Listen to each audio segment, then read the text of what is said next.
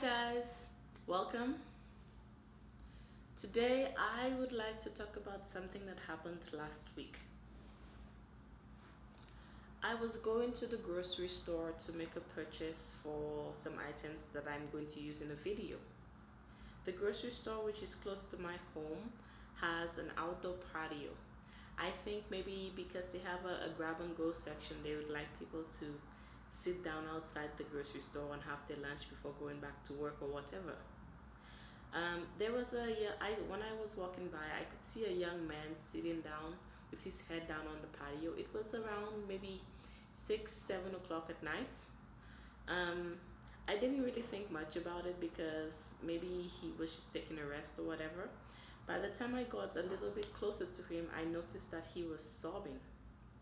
Like he wasn't like bawling or anything. He just had his head down on the table and he was just quietly crying. I had a million thoughts in my mind at that time.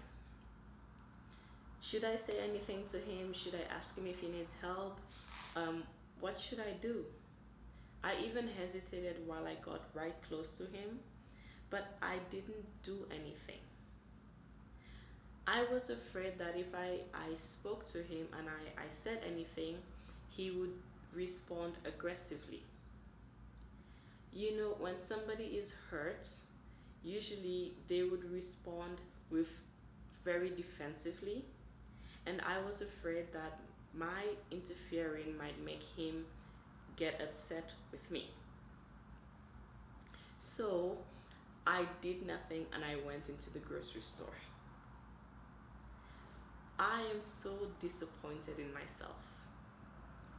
I understand that yes, he could have responded aggressively, but I should have done something. I should have said something to him. I should have asked him if he was okay.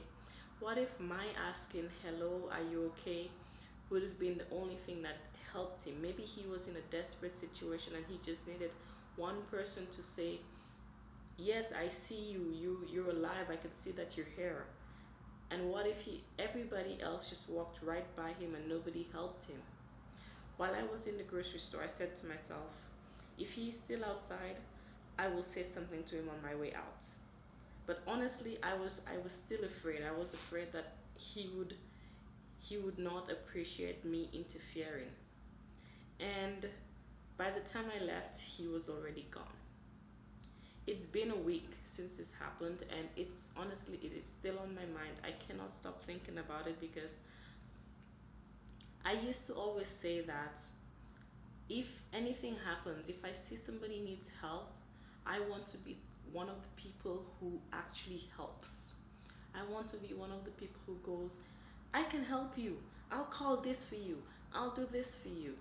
But the situation happened and I did nothing. It reminded me of a few years ago when I lost my job. This was the only time that I had been let go of employment.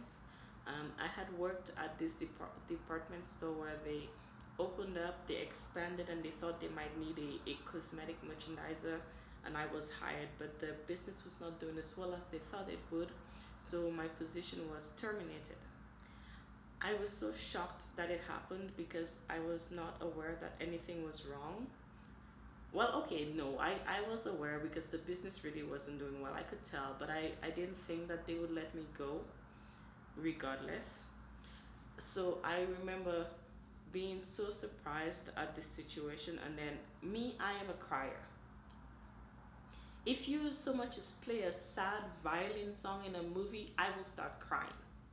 If you so much as tell me somebody is sick in the movie and there might be a possibility that they might die, I will start crying. If I see a baby crying, I will probably start crying too. So me losing my only source of employment, my only source of income, obviously I was in just tears. I remember walking from Union Station to Yonge and Bloor in downtown Toronto, which is really a very busy street. And I wasn't sobbing. There were no sounds coming from me, but I was visibly, you could see the water streaming down from my eyes. I just wanted to go home so I could cry in silence so that I could be ready to face the world again. But I remember I was standing inside Young and Bloor subway station. Dozens of people walked by me. I was just crying. I could see them looking at me, and not one single person asked me if I was okay. Honestly, by the time I went from Union Station to Young and Bloor, my mind had gone to such a dark place. I was already thinking maybe I could just jump in front of that subway car and just be over with, because of all the situations that had happened before, which I won't go into. So while I saw this young man crying, I kept thinking to myself, maybe that's what these people thought too. Maybe they did want to help, but they didn't know how to help, or they were afraid to say anything. Maybe they didn't want to interfere. So my point is, even if you are afraid to respond to something, even if you think something bad might happen, maybe something bad won't happen. If you think somebody needs help, even if it's just to let them know that you are aware that they are alive, that you can see them, that they're not invisible, just say hi, just say hello, just say, can I help you? If they attack, back off. Just let them know that you see them. I think for me that day, I felt like I was part of a game, like I was a character, and every single person around me was like an NPC. Like they were just programmed to do certain motions, and that's it. I think just letting somebody who is visibly in pain, just letting them know that you see them and that they exist, might be the most important thing you could possibly do. I kept wondering, maybe somebody else helped this young man.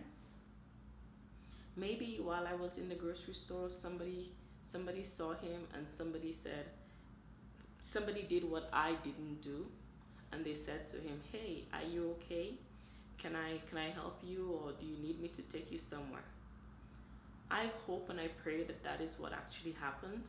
I hope he didn't decide that F this world, nobody cares about me, what's the point of me being here? Maybe it wasn't even a big deal. Maybe he just, I don't know, maybe he lost his girlfriend and he was just feeling sad. But I mean, people don't cry outside unless something really big happened.